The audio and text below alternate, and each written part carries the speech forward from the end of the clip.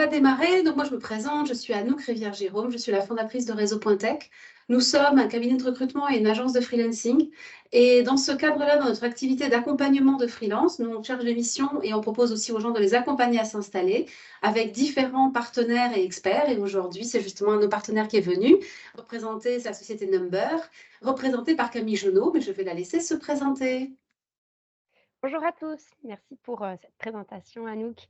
Donc ravie d'être avec vous ce midi. Je m'appelle Camille Junot, je suis conseillère en création d'entreprise au sein du cabinet d'expertise comptable Number.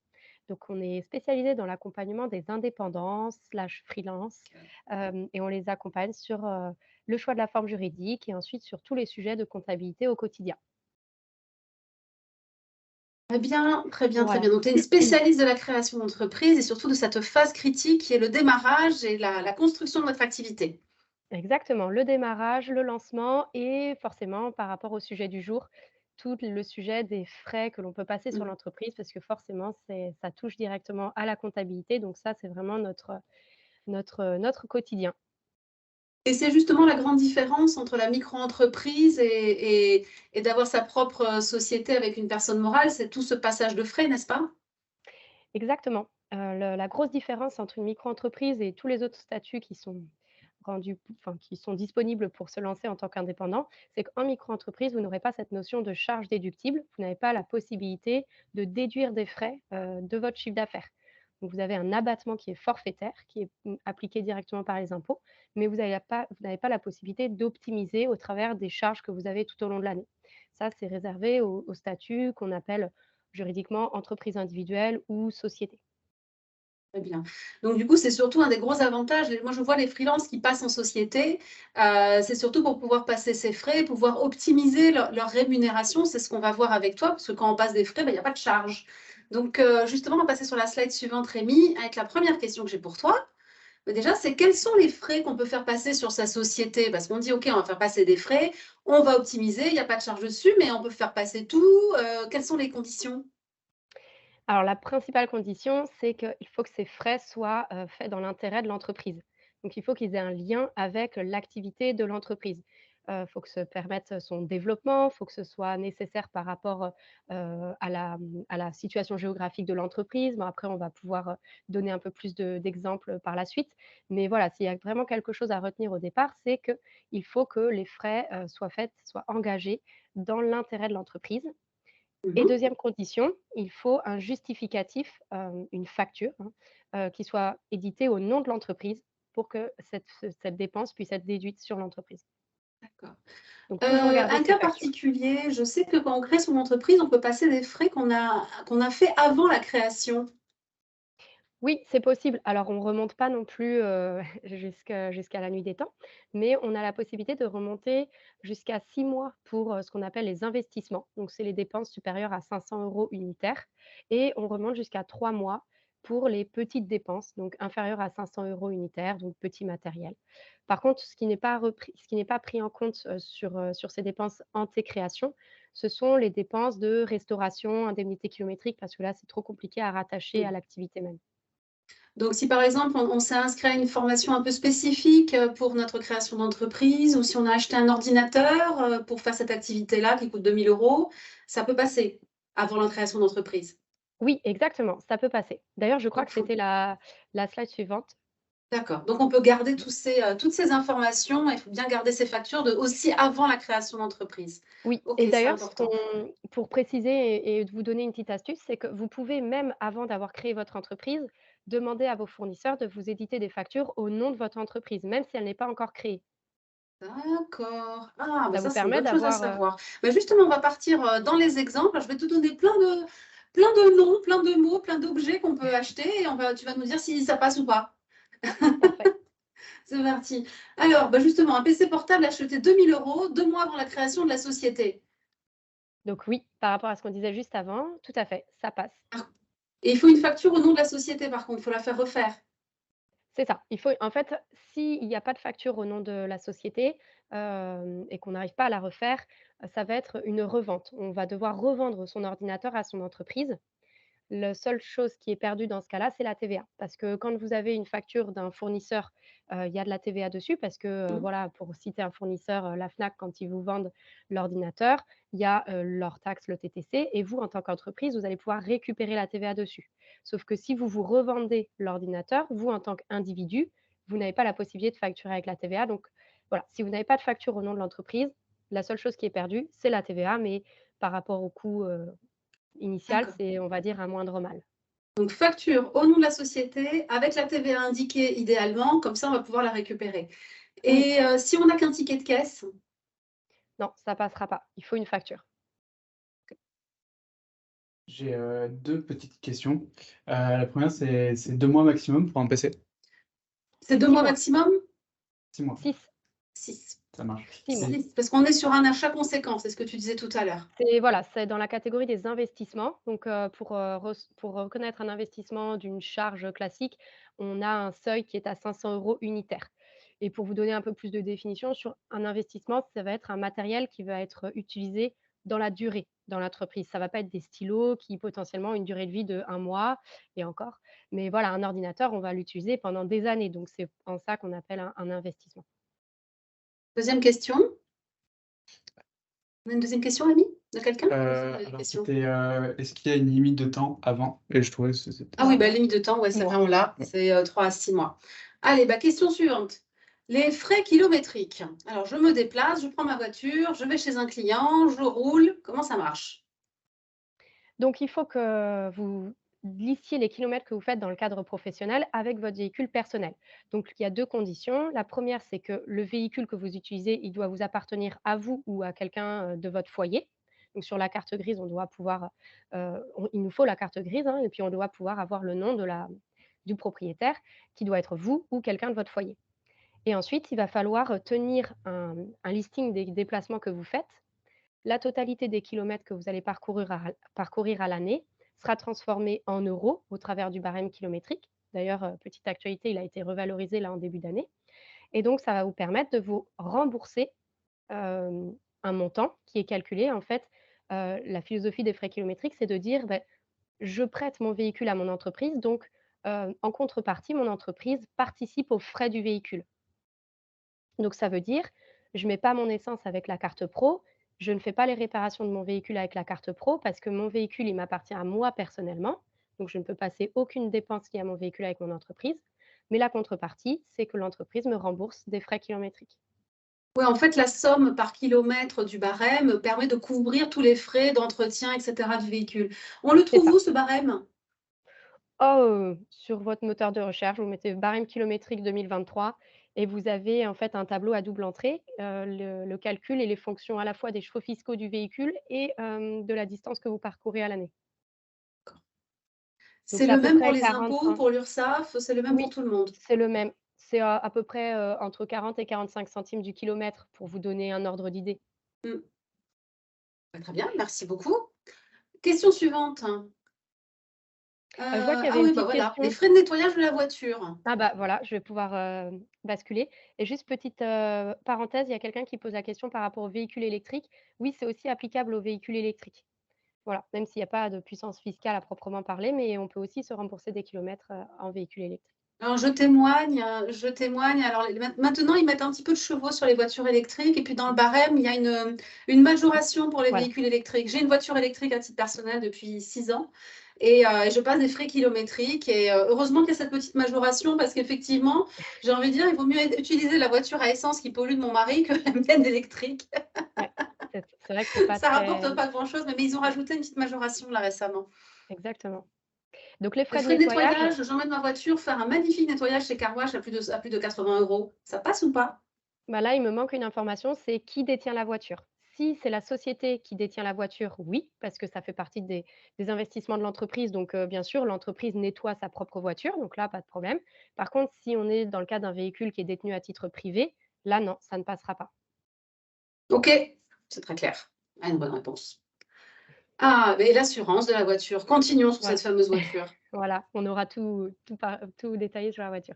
L'assurance de la voiture, c'est, le même type de réponse que précédemment.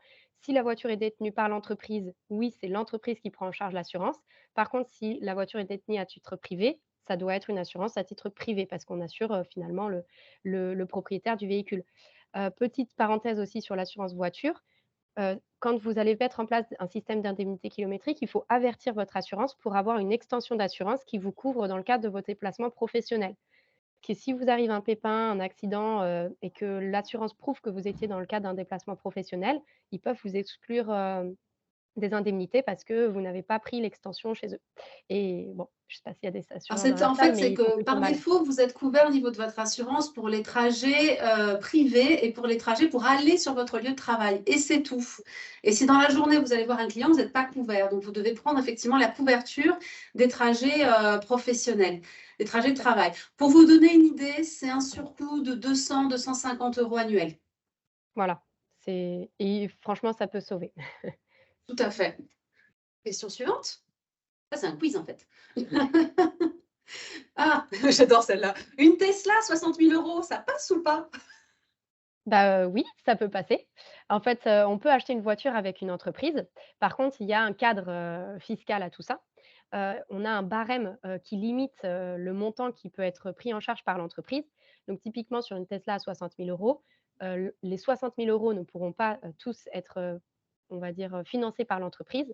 Il y aura une part de ces 60 000 €, qui seront réintégrés, en rémunération, pour le dirigeant. Mais sur le principe, une entreprise peut acheter un véhicule, il y a aucun problème, mais il existe un barème qui limite le montant, que peut assumer une entreprise. Et cette limite de montant, elle est fonction, du taux d'émission de CO2. Donc sur une Tesla, forcément, on est au plus haut du barème parce qu'il y a pas, d'émission de CO2. Mmh. Donc voilà, donc oui, oui, sur le principe, c'est possible. Par contre, sur l'achat du véhicule, c'est vraiment un sujet à part entière et il faut bien prendre en compte, voilà, tout ce qui gravite autour, c'est-à-dire, voilà, tout, le fait que, l'entreprise ne va pas pouvoir prendre en charge l'ensemble de ce coût-là, Mmh. qu'il y a forcément une part qui va être, devoir pris en charge personnellement. Ensuite, il peut y avoir, des taxes sur les véhicules, de société. Donc, encore une fois, pas sur une Tesla parce que c'est toujours en fonction du taux d'émission de CO2, mais il y a ce qu'on appelle une TVS, une taxe sur les véhicules de société pour, voilà, pour, taxer les véhicules, en fonction de leur taux d'émission de CO2. Et c'est Donc, tous les ans cette taxe, hein, je crois. Si on ouais, prend un gros ouais, en Q6, janvier. et diesel, là, on a une taxe assez élevée de plusieurs milliers d'euros par an, je crois, tous les ans. Exactement, oui, oui, c'est ça, hein. Plus la voiture est polluante, plus la TVS, voilà, fera mal. Alors par contre, si c'est un véhicule utilitaire, ça, je crois Il qu'il y n'y a a pas pas de de taxe, c'est autre TVS. chose. Véhicule utilitaire où on n'a que 2 ou 3 fauteuils et que le Mmh. reste est vide. Par exemple, un Kangoo utilitaire. Il y a pas de TVS, exactement. Donc ça peut être, l'astuce. Mais maintenant avant, à l'époque, on pouvait un petit peu, truander sur les cartes grises et faire passer ça en véhicule utilitaire, mais maintenant, c'est très c'est très automatisé et informatisé, donc on peut plus vraiment, choisir, de passer ou pas en VU, hein. C'est voilà, c'est quelque chose de Ouais. complètement automatique, donc ouais. Non, mais si vous avez besoin que de 2 ou 3 places, un bon Kangoo, c'est pratique après pour aller charger des trucs derrière, ça peut aussi être, Ah oui, ça dépend du secteur d'activité complètement. Oui, oui. mmh. Alors j'ai une question. Ce lambada d'assurance peut-il passer dans les frais? Alors en fait, ça passe dans les frais kilométriques. Finalement, les frais kilométriques sont là pour couvrir, toutes les dépenses liées au véhicule, essence, assurance, entretien, usure, donc il est déjà pris en compte, en fait, au travers du barème. OK. Oui, parce qu'en fait, si vous faisiez au kilomètre, si vous regardez juste votre consommation d'essence, vous n'êtes pas à 50 centimes du kilomètre, et heureusement. Donc du coup, en fait, ce 50 centimes, il est très majoré par rapport au coût de l'essence que vous avez pour avoir fait ce kilomètre, et il inclut tous les frais que vous avez pour votre véhicule personnel. Suivante. Ah, oui, la mutuelle et la prévoyance. Alors, bah, justement, on parle souvent de la protection sociale. Tu disais à chaque fois que c'est le critère important pour choisir son statut. Et si on se prend une mutuelle et une prévoyance, est-ce que ça passe sur la société? Oui, ça passe sur la société. C'est ça aussi qui est intéressant par rapport à une micro-entreprise, c'est que là, vous allez pouvoir vraiment, faire financer votre protection sociale, par votre entreprise. Donc c'est vraiment intéressant. Donc après, en fonction de votre statut juridique, vous allez avoir, des types de mutuelles et prévoyances qui seront disponibles, hein, parce que, du statut juridique va découler un statut social qui vous ouvrira la possibilité, de souscrire à certains types de contrats. Mais dans tous les cas, l'entreprise va financer ces contrats-là, va les payer directement. C'est de l'argent qui sort du compte de l'entreprise et qui est déduit fiscalement. Donc c'est à dire que, voilà, vous pouvez même faire passer la mutuelle de la famille. Si, Mmh. si vous étiez salarié et que vous aviez une super mutuelle où vous aviez toute votre famille, c'est pas parce que vous passez en indépendant que du coup, c'est la cata, vous allez plus rien avoir en termes de couverture. Pas du tout, vous pouvez garder le même système, continuer d'avoir votre famille sur votre mutuelle. Ce sera pas peut-être pas le même type de mutuelle, mais vous pouvez trouver des mutuelles avec, les mêmes garanties que vous aviez auparavant, comparer les coûts, enfin voilà. Après c'est un peu de benchmark, mais l'intérêt il est là. C'est qu'effectivement ça sort pas de votre poche, de votre budget perso, ça sort, de la poche de l'entreprise. Donc la mutuelle, c'est pour compléter les dépenses courantes. Et la prévoyance, c'est pour si je me casse une jambe, c'est ça? C'est pour les arrêts maladie longue durée ou les décès, c'est ce genre de choses? C'est ça, la prévoyance, c'est, le maintien de votre rémunération en cas d'arrêt de travail. Donc effectivement, longue durée parce que voilà, c'est souvent quand on a un arrêt, qui va dépasser, 2 semaines, on va commencer à demander à la prévoyance de prendre le relais. Mais ça, c'est aussi des garanties où on va demander finalement au travers de son contrat prévoyance, on va demander à être couvert à partir, du 15e jour d'arrêt ou à partir de 30 jours d'arrêt. Forcément, en fonction des garanties qu'on demande, le coût de la prévoyance sera différente. Et c'est exactement ça. Ça vous permet d'avoir un maintien de votre rémunération. C'est hyper important quand on est indépendant parce que Oui. quand on est en arrêt, bah, ça veut dire qu'il y a pas de chiffre d'affaires et donc ça veut dire que potentiellement, il y a pas de rémunération et pour autant les traites personnelles continuent de courir. Donc cette prévoyance, on la calcule souvent en fonction, de nos traites personnelles pour savoir ce dont on a besoin de couvrir, en cas d'arrêt de rémunération.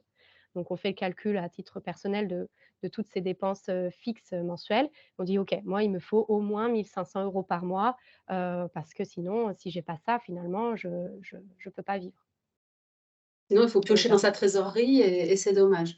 Je connais voilà. beaucoup de freelances, hein, qui n'ont pas de prévoyance. Je le demande souvent quand on fait les interviews, de freelance, quand on fait les témoignages. Beaucoup n'ont pas de prévoyance, mais j'en connais un qui en fait, s'est découvert un problème cardiaque et alors heureusement, il va très bien aujourd'hui, il a été opéré. Mais quand ça s'est révélé, il se retrouvait à ne plus pouvoir exercer d'activité. Donc il s'est dit: «Ah là là, je vais piocher dans ma trésorerie» et en fait, il avait souscrit une prévoyance et cette prévoyance-là, lui a donné 10 ou 15 000 €, je crois qu'on était à près de 10 000, oui, je crois donc un peu plus de 10 000 € pour couvrir, cette période où il ne pouvait pas exercer son travail, où il était en rééducation et cetera. Ah oui, puis bon, si à un moment donné vous avez une incapacité totale, voilà, c'est pareil, ça prend le relais, vous Mmh. avez une couverture à vie. Donc ça peut vraiment, enfin, c'est hyper important quand on est en indépendant parce que la régénération du chiffre d'affaires ne repose que sur vous. Donc forcément, si vous, vous êtes en arrêt, la boîte elle tourne plus, il y a plus rien qui rentre, quoi. Donc ouais, ouais, c'est essentiel, mais je suis d'accord, c'est souvent comme c'est mal connu, pas très bien expliqué, bah, souvent, on s'y penche pas alors qu'en fait c'est hyper important. Parce que quand c'est salarié, on ne le voit pas en fait. On a un arrêt maladie, on a un arrêt maladie et en fait, on ne voit même pas que des fois, l'entreprise déclenche la prévoyance pour nous, pour pouvoir continuer de couvrir notre salaire et quand on est salarié, on ne se rend pas compte de ça. Moi, je vois énormément de salariés qui ne savent pas ce que c'est la prévoyance et quand ils Ouais. deviennent freelance, ils ne se rendent pas compte qu'ils perdent cette couverture qu'ils avaient. Bah, en fait, la mutuelle prévoyance et retraite complémentaire, ce sont des obligations qui pèsent sur les employeurs. Ils ont dans l'obligation de souscrire à ces contrats-là pour les salariés. Donc quand on oppose un petit peu salariés et indépendants en disant: «Les salariés, ils sont bien protégés, les indépendants, ils sont mal protégés», en fait, c'est une conclusion, trop hâtive. Parce que si les salariés sont bien protégés, c'est parce que leurs employeurs sont dans l'obligation de souscrire à ces complémentaires, mais elles sont disponibles pour les indépendants. Simplement que voilà, est-ce qu'on fait le choix de se protéger ou pas? Donc un indépendant peut être, aussi bien, voire mieux protégé qu'un salarié s'il a mis en place, les comptes. Ouais. Ah, tu Ça es ça freeze, Camille. Je frise? ah, Voilà, c'est tu es bon. revenue, tu es revenue. Ben, merci pour ce sujet-là. Donc, d'ailleurs, on va faire un webinaire avec un courtier en assurance. C'est AXA qui va venir. Bon, on a pris un grand, hein, et qui va venir nous parler de mutuelle, prévoyance et retraite avec un peu des chiffres concrets. Et vous pourrez poser aussi toutes les questions là-dessus parce que je trouve que beaucoup, beaucoup, beaucoup, on le voit dans toutes les vidéos. Vous avez les vidéos, hein, sur les webinaires, sur notre chaîne YouTube. La plupart des témoignages de freelance, ils n'ont pas pris de prévoyance. Mmh. Question suivante, hein, notre experte. Ah, allez, le dernier iPhone. Alors, c'est le 14 qui est sorti. Alors, moi, je ne suis pas iPhone, hein, moi, je suis très Android. Mais il paraît que c'est le 14 qui est sorti. Je peux m'acheter le dernier iPhone et passer sur la société? Oui, oui, oui, c'est possible. Voilà. Après, il Ça faut coûte combien un petit simplement, bête là? 1 200 €, un truc comme ça? 1005, non? Un truc comme ouais, 3, quelque chose comme ça. Ok. ouais. En Ok, fait, donc sur les je l'achète, j'ai une facture au nom de la société, il y a la TVA indiquée, je le passe et je le récupère en frais. On voilà. peut passer un iPhone tous les 6 mois ou il faut attendre un peu? Non, voilà, c'est ça. Après, il faut pas abuser, sur ce genre d'achat. Donc il faut pas qu'il y ait plusieurs, téléphones s'il y a qu'un seul dirigeant. faut rester, cohérent. Voilà, si on est Mmh. tout seul dans son entreprise, on s'amuse pas à acheter un téléphone tous les 6 mois, à le revendre. Après, si vous le revendez avec, l'entreprise, il y a pas de problème. En fait, il peut y avoir un roulement. Vous achetez un iPhone, au bout de 6 mois, enfin, souvent, c'est tous les ans quand même qu'ils sortent, mais si vous voulez le revendre tous les ans pour acheter le dernier iPhone, il y a pas de problème. Quand vous allez revendre votre téléphone, ça fera un chiffre d'affaires, de toute manière qui va rentrer dans votre entreprise, qui sera imposé au travers de l'impôt sur les sociétés. Donc, i là-dessus, il y a pas de problème, tout est en ordre. Mmh. Mais si vous cumulez les téléphones, à un moment donné, voilà, on va se demander pourquoi vous avez 3 téléphones alors que vous êtes, seul dans votre entreprise. Très bien. Très bonne réponse, très complète, hein, comme C'est toujours. logique. Next. Qu'est-ce qu'on a? Ah! La connexion Wi-Fi de ma maison. L'abonnement, de ma box. Oui, alors ça, c'est conditionné par le fait d'avoir établi le siège social de votre entreprise chez vous. Si vous remplissez cette condition, on va pouvoir faire passer, les frais d'internet, sur l'entreprise. Concrètement, vous allez conserver le paiement de l'abonnement mensuel sur votre compte perso.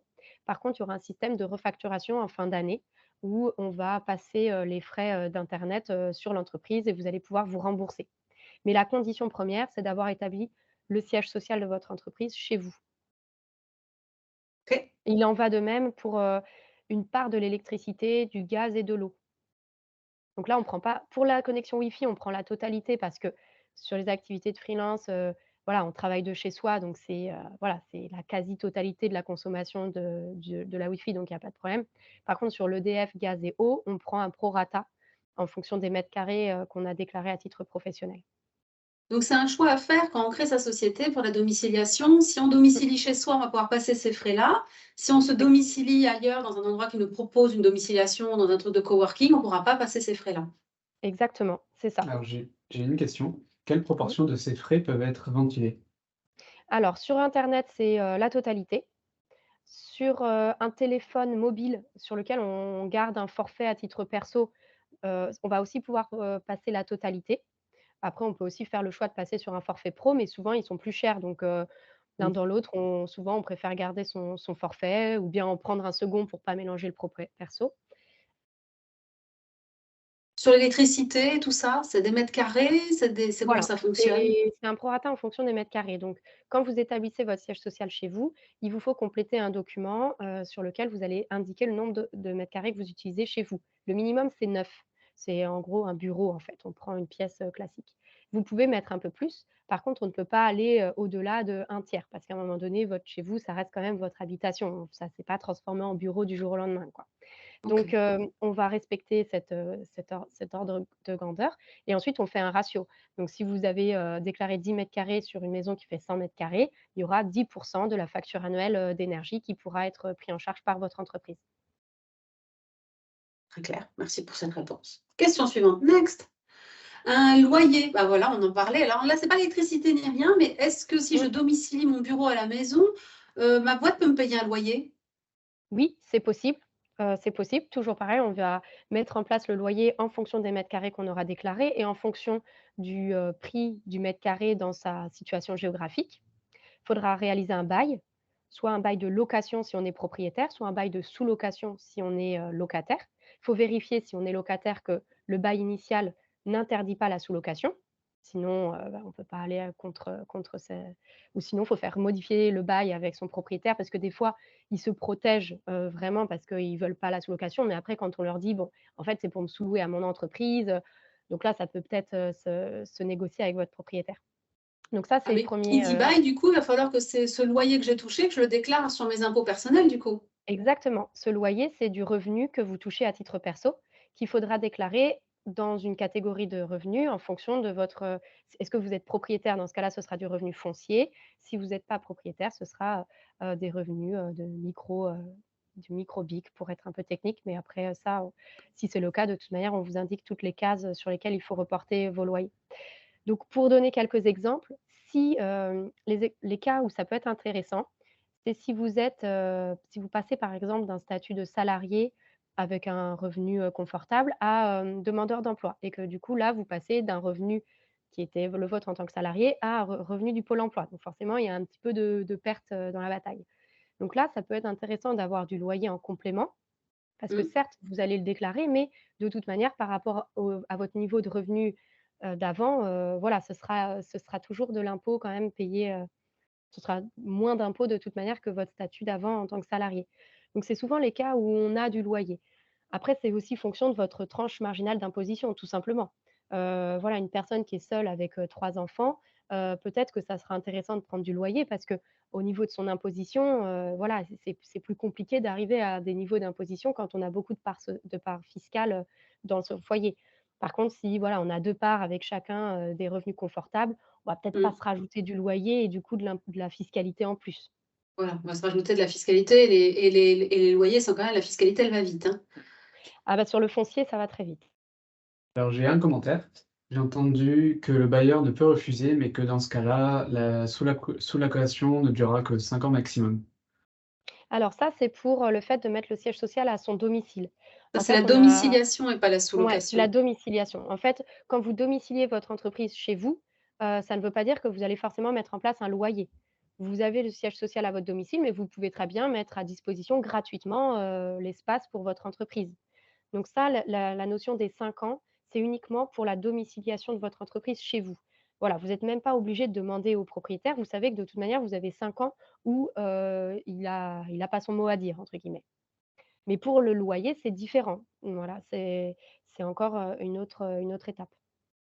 Alors après, je mets juste un bémol en tant que propriétaire et j'ai des locataires. Le propriétaire peut mettre son bémol par rapport, en fait, quand même à la réalité de l'exercice de l'activité exercée. Si vous faites une micro-entreprise de réparation de voitures et de garage, et cetera, et que vous avez une activité de ce type-là qui peut être bruyante, qui peut détériorer le bien, là, il a le droit de vous dire non. Et j'ai une autre question. Donc si on est propriétaire, on déduit un pourcentage des impôts fonciers? Oui, un pourcentage des impôts fonciers, par contre, pas de la taxe d'habitation. Je voyais la réponse, en dessous. Ah! La taxe d'habitation, elle peut pas être, partagée parce que l'entreprise, par contre, va payer une CFE. Voilà, c'est la magie des impôts locaux où, vous allez sur, une même adresse payer de la taxe d'habitation, du foncier si vous êtes, propriétaire et de la CFE pour votre entreprise.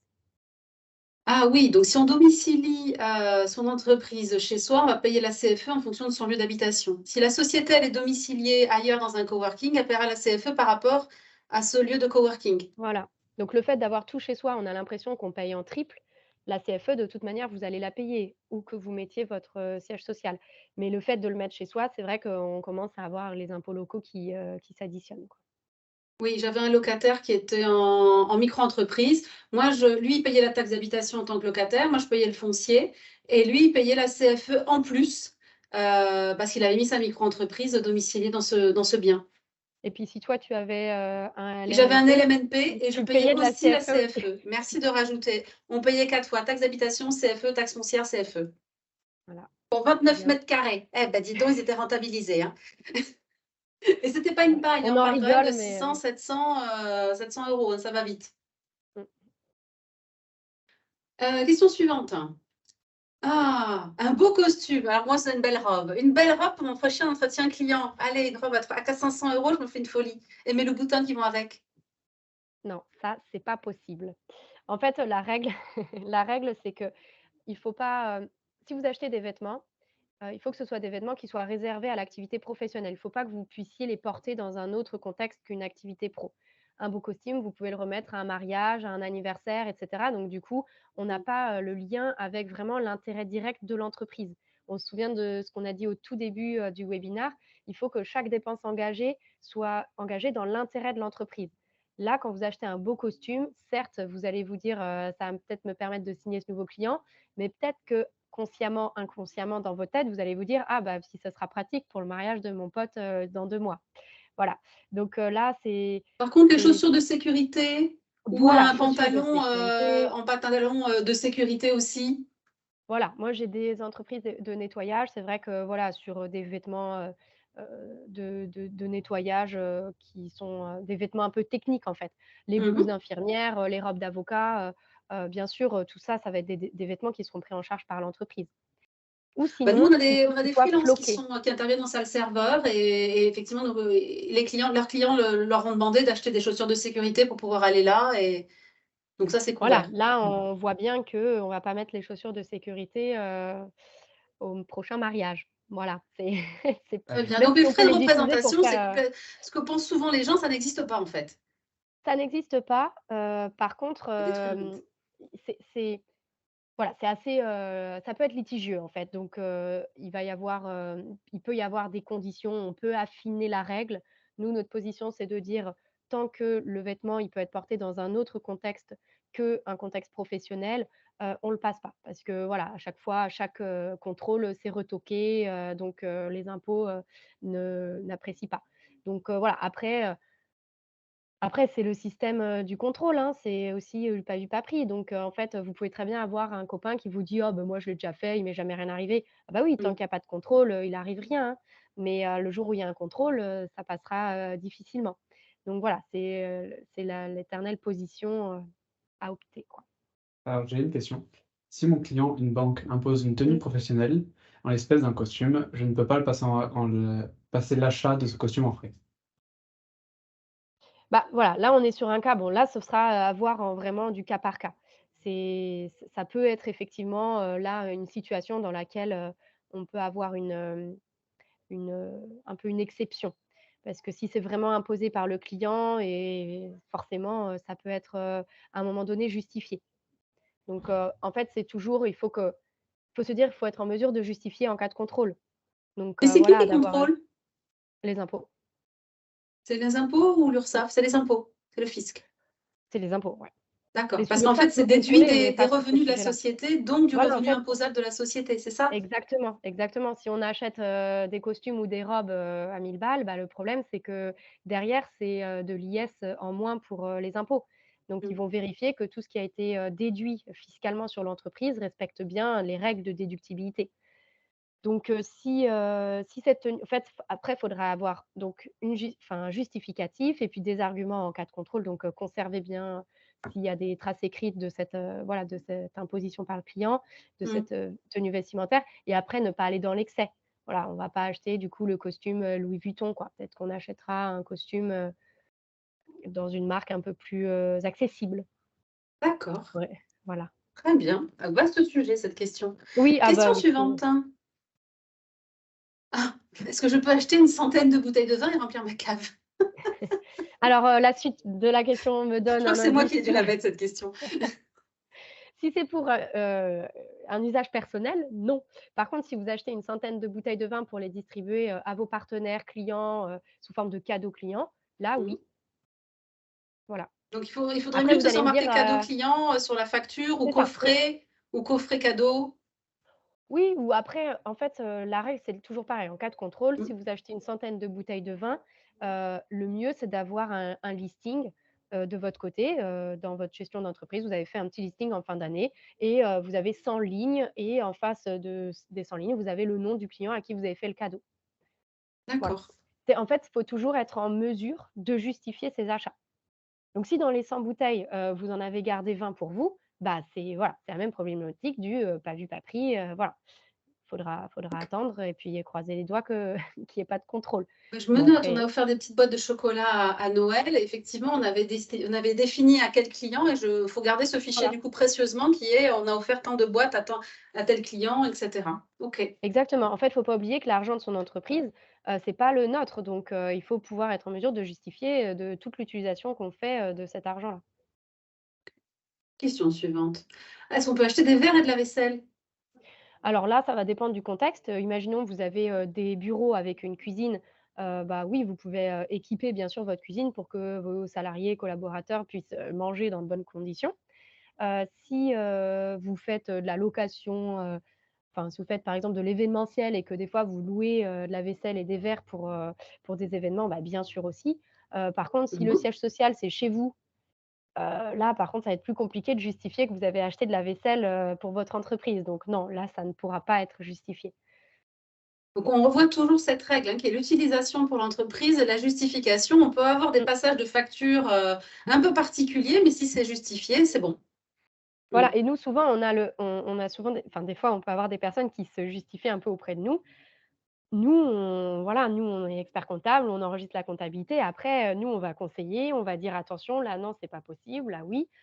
Après, voilà, après c'est pas nous qui disons, oui, non, hein. Le Mmh. chef d'entreprise, aura le fin mot de l'histoire et puis, s'il décide de quand même passer ses verres et sa vaisselle alors qu'on lui a dit: «Attention, non, c'est pas déductible dans ces cas-là et en cas de contrôle, vous risquez des pénalités». S'il décide quand même, de les passer, bon, bah, voilà, il prend le risque. Mais bon, voilà, il y a quand même des règles de base.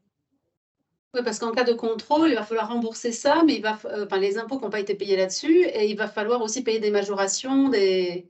Voilà, tout dépend de ce qu'ils trouvent, Mmh, les impôts.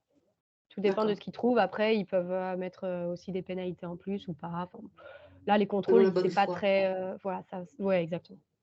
OK. Question suivante, on en a encore d'autres? C'est le quiz. Ah, des tickets CESU pour payer une aide à domicile. Alors, oui, ça, c'est possible. Vous avez un plafond annuel, qui vous permet d'acheter un montant de chèque CESU, donc par année.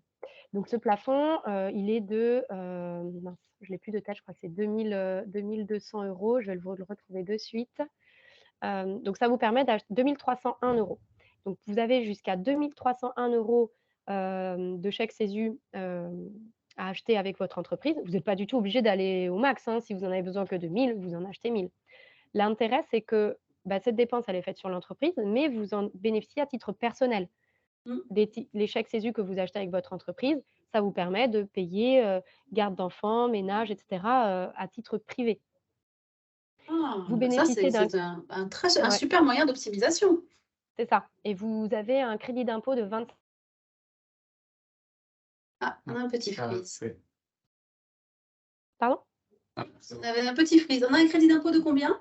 25. Donc Pour si vous achetez 1 l'entreprise? 000 €, ouais, 1 000 € de chèque CESU, ça vous fait, du coup, 250 €, de crédit d'impôt. D'accord, et en plus, les 1 000 €, ils sont déduits du résultat? Oui, C'est le double effet qui absolument. se coule. Ouais, ouais, c'est intéressant. Si on a un CDD, si on a quelqu'un dans l'entreprise qui nous aide, cette personne-là doit aussi avoir le même montant de ticket CESU? Oui, tout à fait. Ça doit être proposé à tous les salariés et sur le même montant. Vous pou c'est pas à la discrétion du dirigeant.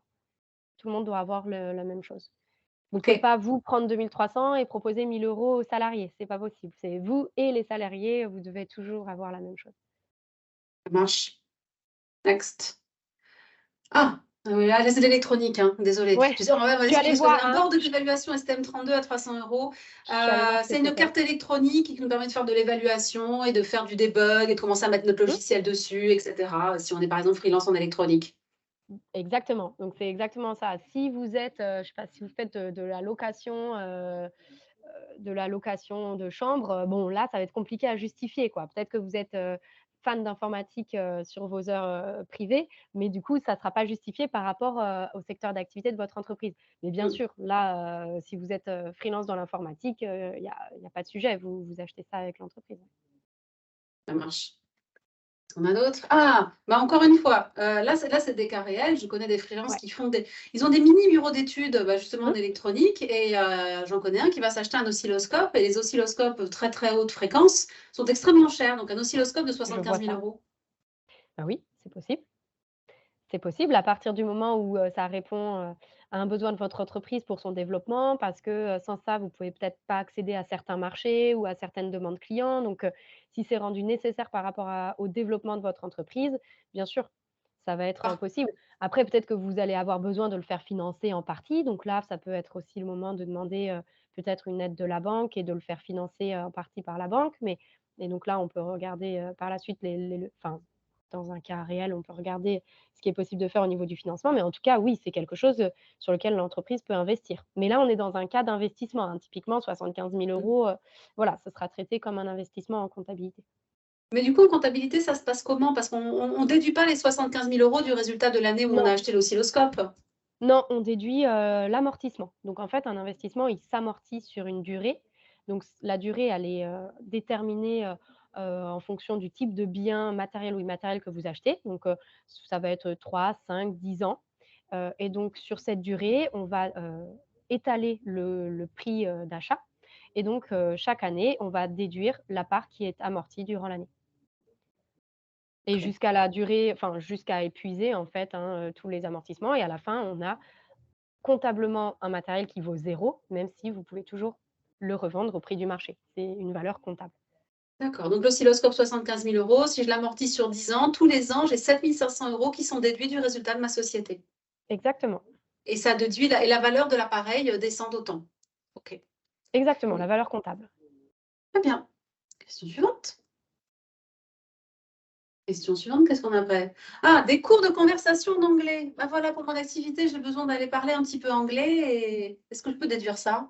Alors là, je vous conseillerais plutôt, des formations, vraiment où il y a, une formation avec une facture de fin de formation, des heures suivies. Pourquoi est-ce que c'est intéressant aussi la formation? C'est parce que pareil, ça Ah, Ça a coupé. ah, vous Ah, m'entendez? je ça suis revenue. OK. Donc je conseillais plutôt d'aller sur des on va dire un fonctionnement de formation parce que ça va vous donner droit à des crédit d'impôt formation. Mmh. Parce que des cours de conversation en anglais, c'est enfin, il faut voir dans quel contexte, mais moi je m'imaginais, Avec voilà, un freelance, aller voilà, une personne freelance qui nous donne des cours de conversation, en visio d'1 heure par semaine, par exemple. oui, oui, oui, complètement, Mais toi, tu dis, complètement. il vaut mieux aller sur un organisme, qui Ah alors formateur agréé pour pouvoir récupérer et optimiser cette dépense?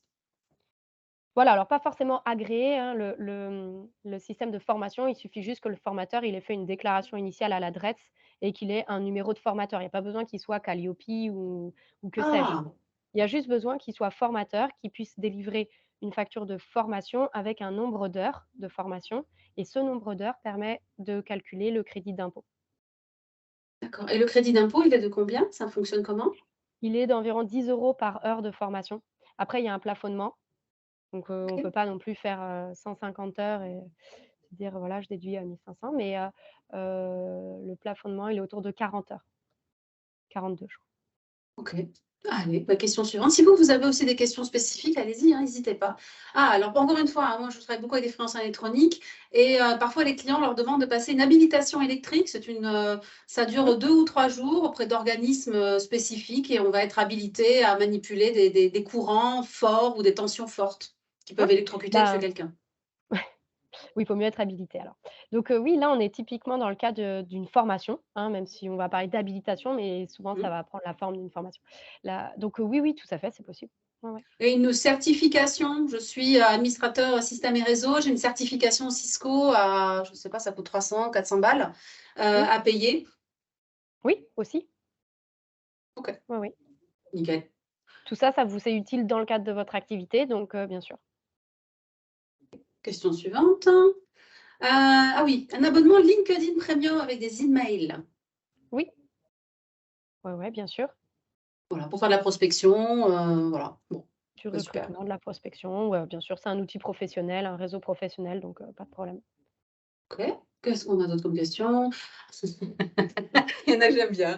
Un voyage à San Francisco de 8 jours et alors je dis ça parce qu'en fait, un freelance m'a dit ça un jour, hein. Je pars à San Francisco 8 jours avec femme et enfants et par contre, je passerai une conférence. Non, bah, là, présenter comme ça, non, ça passera pas. Par contre, je vais à San Francisco parce que j'ai un client qui a besoin de moi sur place pendant une semaine et Mmh. j'en profite pour rester une semaine de plus parce que bon, voilà, San Francisco, c'est quand même loin et on va rester 15 jours pour rentabiliser un petit peu, l'empreinte carbone. Donc là, oui. Par contre, il D'accord. faudra bien, distinguer le temps où on y est pour, la partie professionnelle sur une semaine. Donc là, par exemple, sur cette première semaine, on va pouvoir déduire les frais d'hébergement, tous les frais de repas, tous les frais sur place. Par contre, la deuxième semaine où on est là pour du loisir, il y a rien qui doit passer sur l'entreprise. Voilà, il faut être cohérent, en fait, par rapport à ce qu'on fait sur place. Par contre, femmes et enfants, jamais Ils sur sont pas inclus, l'entreprise. hein. Non. Voilà.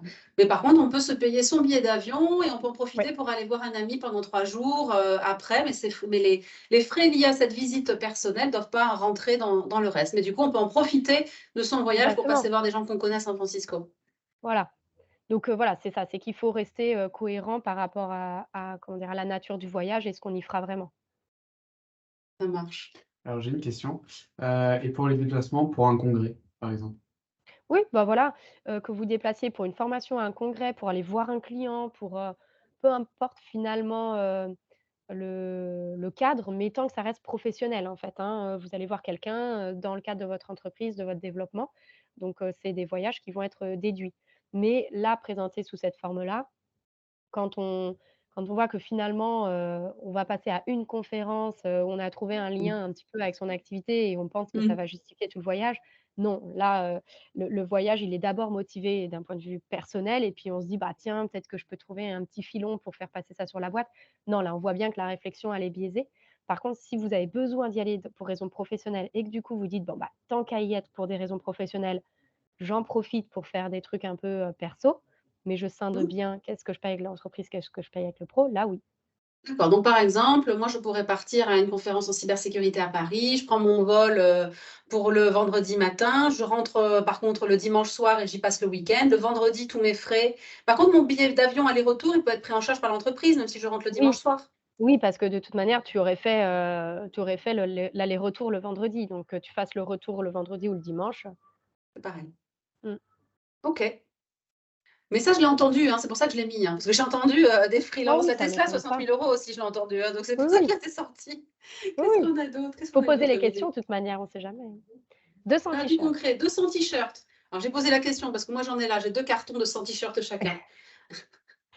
Oui, ça passe en fait, hein, 200 t-shirts. Bon là, j'imagine que c'est objet publicitaire, donc oui, Ouais. voilà, c'est floqué et cetera. Après, il faut que toujours pareil, ça reste dans l'intérêt de l'entreprise. Donc souvent, quand on est sur des volumes comme ça, c'est qu'on les fait floquer, on va sur un événement, un congrès, et puis Mmh. on habille, tous les collègues.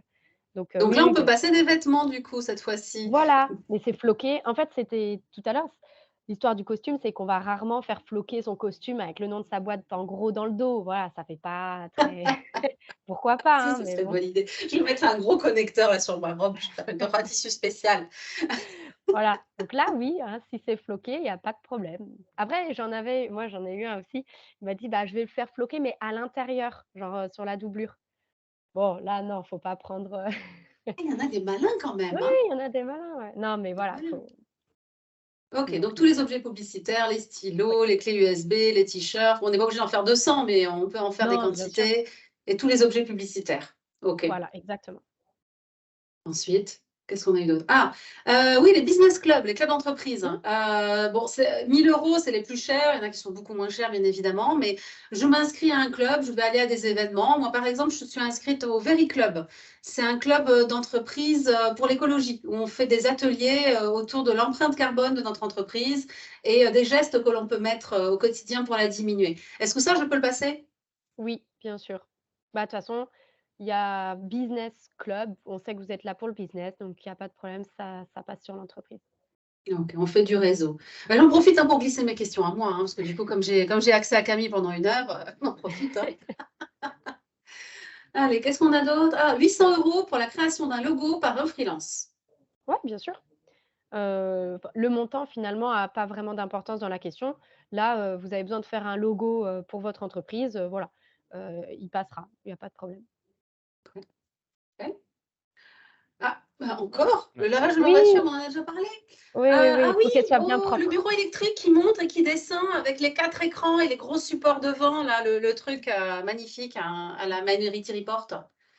Oui, c'est possible. Après, bon, bah, faut avoir les fonds, hein, pour tout ça. Donc, moi, j'ai envie de dire, c'est possible. Ça reste du matériel informatique, ça reste, de l'équipement et de mobilier pour l'entreprise. Donc, oui, sur le papier, bien sûr, c'est possible. Après, bon, voilà, on a tous en tête, enfin, une idée de ce que ça doit coûter. Donc, c'est rarement, une entreprise qui se crée, peut-être que ça se fait financer, c'est voilà. Mais, en tout cas, bien sûr, il y a pas de blocage pour ça.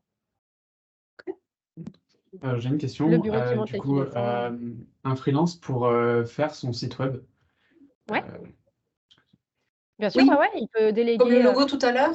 bien sûr, charte graphique, logo, développement du site, bien sûr, oui, oui, Agence de communication, freelance ou agence de communication, les 2, hein. exactement. En fait, c'est directement lié à votre entreprise. Là, ça va être son espace publicitaire en quelque sorte, hein, donc bien sûr, ça passe en frais déductibles. Ensuite, un abonnement mensuel à Monday pour suivre les tâches que l'on fait.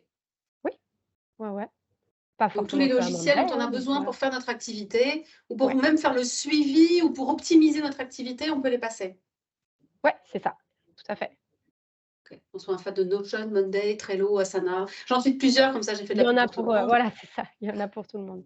Vous testerez Sunsama, j'en ai mon petit, Sunsama. Vous testerez ça pour organiser les tâches, moi je suis une fan. OK, je connaissais pas. Ah, les capsules à café, que je nommerai de la marque que je ne nommerai pas. Ah, on a perdu Machine à café, Camille. Ah, c'est bon. Ah, on t'a retrouvé Camille. ça y est?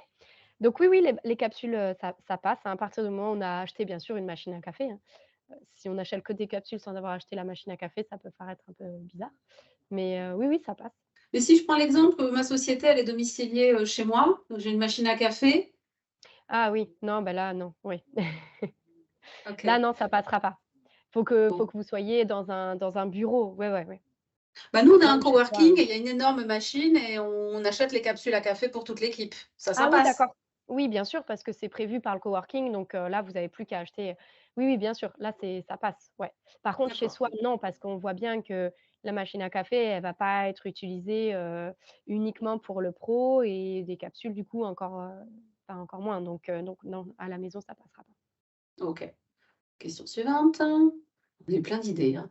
Un abonnement annuel de 20 000 € à un outil de CAO mécanique. Allez, on va Mmh. prendre un CATIA V6 ou un Ça SolidWorks.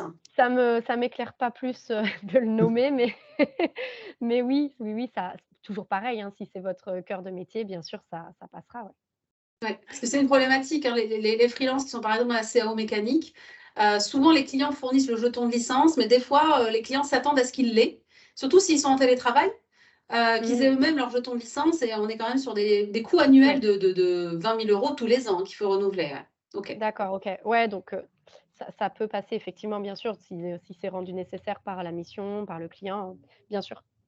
OK. Question suivante. Un déjeuner dans un restaurant étoilé avec mes clients. Si c'est des très bons clients, pourquoi pas? Voilà, ça va pas être le client qui a ramené, un chiffre d'affaires de 1 000 €. En fait, pour, les cadeaux clients et pour les invitations restaurants, il y a pas de montant, il y a pas de seuil, de plafond et cetera. Par contre, il faut que ce soit cohérent par rapport, à ce que le client a apporté à l'entreprise. Il faut que ce soit, c'est pas un don en fait, hein, il faut qu'il y ait une contrepartie. Moi, je cherchais le terme. Donc, le client, il vous a apporté une contrepartie qui est votre chiffre d'affaires et donc, en termes de remerciement, vous pouvez lui faire un cadeau, vous pouvez l'inviter dans un restaurant étoilé si vous voulez manger avec lui, mais il faut que ce soit cohérent, hein. Il faut que la contrepartie, Mmh. dépasse le cadeau. Oui, effectivement, il faut garder le restaurant étoilé pour les 3 plus gros clients et puis les petits, la petite boîte de chocolat à 20 €. Après aussi, il y a une problématique à faire attention, c'est la problématique du montant parce qu'il y a des entreprises qui vont refuser. Moi, je sais que Oui, quand il on y a a fait livrer les certains chocolats à secteurs. Noël, il y a des entreprises qui m'ont demandé le montant de la boîte de chocolat qu'on faisait livrer. Ah beh, les banques, hein, banques et assurances, ils refusent, souvent les cadeaux, ouais, parce que c'est le risque, ouais, c'est qu'il y ait derrière un avantage donné, donc c'est vrai qu'eux, ils sont assez stricts là-dessus, ouais. Mais pas les experts comptables, hein, les chocolats, on aime bien. Ah, les chocolats, oh, on n'a pas envoyé de chocolat à Number. Ah ça, j'ai senti le petit Ouais. message discret. Non, mais si, OK, si, en c'est plus, vrai qu'on on nous a les pas envoyé de reçoit. chocolat, hein. Mais vous, vous Bah, nous on avez les envoyé des à chocolats, on les a Noël. beaucoup aimés c'était quoi les chocolats français là? C'était super. Ah oui! Ah oui, avec Oui, le petit mot. avec la petite boîte. Mmh. Et ben voilà, on est arrivé au bout. Alors avant d'arriver au bout, est-ce que toi tu as d'autres choses à rajouter auxquelles on n'a pas pensé? Ah, on a quelques questions? Oui, on a une seule, question, Ouais. je la retrouve. Bah, les C'était, frais de compta, sont déductibles. Donc il y avait Ah une oui, les frais de question, ouais, comptabilité. bien sûr, c'est quel est le l'entreprise coût qui les moyen règle, des hein. services, d'experts Ouais. comptables, Ah bah voilà, quel est le coût moyen des services d'un expert comptable? D'un expert comptable en général, un coût moyen, c'est assez varié, hein, parce qu'on va avoir des modèles différents. On va avoir des comptables 100 en ligne qui, du coup, peuvent avoir des coûts un peu, moins élevés. On va avoir des comptas, très traditionnels, avec des coûts élevés. Donc vous donner vraiment une moyenne comme ça sur toute la profession, c'est un peu compliqué. Par contre, je sais qu'il y a une question qui a été précisée après par rapport à Number. Là, moi, je peux quand même vous dire le coût moyen, chez nous. Donc effectivement, on est autour de 100-150 € par mois. Voilà, pour, l'établissement de toutes les la tenue comptable, les déclarations fiscales, le bilan en fin d'année. Ce que je dis souvent d'ailleurs, on a fait un webinaire autour de créer sa société, c'est pas si compliqué. Moi, j'ai raconté mon histoire, j'étais accompagnée par Number et j'ai donné un petit peu des chiffres de suivi. J'ai souvent des freelances qui me disent, d'ailleurs on va en parler le 14 avril, de la micro-entreprise, en me disant: «Ah, la micro-entreprise, il y a moins de choses à gérer, c'est plus facile». Alors, il faut voir quand même, Mmh. il y en a aussi qui me disent: «Ah, mais j'ai pas de frais, moi, j'ai pas d'intérêt de passer en société». Et on l'a vu aujourd'hui, c'est qu'en fait, il y a énormément de frais auxquels on pense pas, en fait, hein. Mmh. Oui, en fait, c'est qu'on n'y pense pas ou bien on pense pas que ça peut passer sur l'entreprise et on se dit: «Bah, Oui, mais de toute manière, ça, je l'aurais payé en perso. Oui, Oui. OK, on peut payer sa mutuelle en perso et cetera, mais là, en fait, le levier, c'est qu'on peut le passer sur l'entreprise, donc ça allège le budget perso et ça fait diminuer l'impôt, donc sur l'entreprise. Donc oui, en fait, il y a un levier d'optimisation, clair avec, les charges déductibles. Mais nous, on fait dans le conseil qu'on apporte sur la création d'entreprise, on fait des simulations. On projette une enveloppe de frais, par rapport au salaire, souhaité. On regarde en fait, on compare les statuts pour Mmh. bien expliquer la différence et puis les leviers qu'il y a d'un statut à l'autre. Et bah, justement, on va parler, je vais présenter les prochains webinaires et puis après je donnerai, le lien pour contacter Number. Le 14 avril, ben justement, on va parler micro-entreprise. On fait venir Florian Charpentier. Vous pouvez le suivre sur LinkedIn. Il a créé un site qui est très bien fait, qui s'appelle la Micro by Flow. Alors, je l'ai connu, ce site, tout simplement, parce que ma fille s'est installée en micro-entreprise. Et puis, maman est venue aider. Et mon Dieu, la galère. La première fois où j'ai dû faire la CFE avec elle, ben, il nous a sauvé la vie, hein, Florian Charpentier, on va pas se mentir. Et Florian Charpentier, maintenant, ben, il marche tellement bien. Il était en micro, hein, lui-même. Et il marche tellement bien, bah, c'est marrant parce qu'il a fait son dernier post pour dire quand même qu'il est passé en EURL. Ça, Voilà, c'était juste pour ça la arrive petite au histoire. meilleur. Parce que Ouais, ouais. justement, il commençait à avoir des frais et son statut n'était plus optimisé. Et la conclusion que je voulais rajouter, c'était que bah, le bon statut pour vous, c'est celui qui est optimisé. C'est ce que disait Camille, c'est-à-dire qu'il faut faire des simulations. Il faut voir la différence et les avantages et les inconvénients de chacun. Et il y a le statut qui est le bon pour vous aussi à une époque donnée. Et c'est tout ça qu'il faut mettre dans la balance. On peut être, par exemple, la micro peut être intéressante sur les premières années, et puis ensuite, on va basculer sur un autre mode si on veut plus se rémunérer, etc. Le 21 avril, c'est Lionel, un de nos collaborateurs, qui est recruteur spécialisé en cybersécurité, qui va venir parler d'une carrière en cybersécurité. Aussi bien quand on est jeune ingénieur, on peut être ingénieur en mécanique et envisager une carrière en cybersécurité. Aujourd'hui, ça peut se faire. On peut être ingénieur en qualité et basculer sur la cybersécurité. On peut être un ingénieur chevronné avec 15 ans d'expérience. Et en fait, on commence à se rendre compte qu'on a traité des problématiques de cybersécurité, qu'on peut aussi faire des formations et ensuite monter en spécialisation dans le domaine. On va en parler parce qu'aujourd'hui, c'est un domaine qui recrute énormément, sauf que les ingénieurs qui sont nécessaires ne sont pas là. Donc, il n'y a pas de 36 façons, hein. Aujourd'hui, ces gens-là sont créés par les entreprises elles-mêmes. Elles font monter leurs propres collaborateurs et vous aussi, vous pouvez monter en compétences là-dessus. Lionel va vous parler de tout ça. Le 28 avril, on fait venir une consultante en stratégie, en business développement, qui accompagne des sociétés de grande taille, mais aussi des freelances. Et elle va venir nous donner une de ses conférences qui est Savoir dire non. Et d'après elle, c'est le secret pour réussir et c'est un grand conseil qu'elle donne aux solopreneurs pour qu'ils ne partent pas dans tous les sens. Voilà, donc on a des invités les prochaines fois et on va terminer avec la dernière slide, Rémi. Vous avez le lien sur cette slide, vous avez les coordonnées de Camille, et vous avez les nôtres. Et il y a une page que Rémi va vous envoyer juste après. Il y a une page qu'on a fait en collaboration avec Number. Vous pouvez prendre rendez-vous directement avec Number. Le premier rendez-vous est gratuit, c'est ça, Camille? Oui, exactement. Le premier rendez-vous est gratuit. Le conseil du coup, sur, le choix de la forme juridique est gratuit dans le cadre du partenariat avec Réseautech et après, ce qui est payant, ça va être, la partie, formalité de création d'entreprise. Ok. Ok. Voilà. Bon, bah, du coup, si vous avez des questions, vous pouvez contacter pour avoir des spécialistes. Vous êtes un peu partout en France, vous n'êtes pas qu'à Toulouse. Oui, oui, exactement. On est présent dans 11 villes en France, donc les principales villes, voilà, Ok. du nord au sud, de l'est à l'ouest. Ça marche. Et vous verrez, si vous allez voir sur notre chaîne YouTube, vous avez tous les replays des webinaires, le replay de ceci si jamais vous êtes arrivé en cours. Et Camille a déjà fait un webinaire avec nous qui marche très très bien d'ailleurs, hein. Tu deviens une youtubeuse, hein, Camille. Ah bon? Sur comment choisir son statut, les avantages et les inconvénients des différents statuts. Et vous avez aussi des webinaires de témoignages de freelance.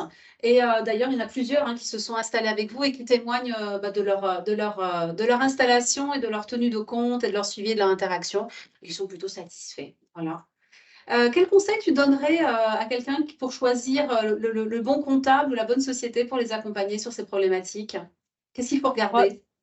Ah, faut les rencontrer, enfin moi je suis peut-être, à l'ancienne, mais pour moi, il faut les rencontrer parce que le comptable, c'est quand même quelqu'un, avec qui il faut bien s'entendre, faut pas rechigner à vouloir l'appeler si on a des questions donc pour moi, c'est, le feeling, faut voir si on est en face, si on s'entend bien. Pour moi, ça reste quand même la base d'une relation humaine, même si on parle de comptabilité et après peut-être les outils. je pense que le côté outils peut permettre vraiment de gagner du temps au quotidien. Quand je parle d'outils, ça va être des moyens de transmettre les documents de manière dématérialisée pour pas avoir à vous déplacer ou à devoir les déposer au travers d'une GED un peu ancienne. Donc, ça peut peut-être peser dans la balance le fait de vérifier que le fonctionnement du cabinet comptable va pas vous faire perdre du temps, entre guillemets, au quotidien pour la transmission des informations. Ok, merci pour ce dernier conseil. Merci à vous tous. Merci à vous tous et on se retrouve bientôt du coup. On a fait le portage salarial, on a fait la société, on va faire la micro.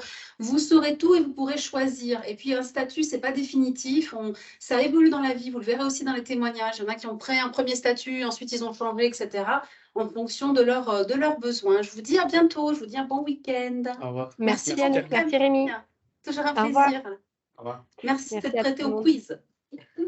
Bonne journée à tous, bon Bonne week-end. journée.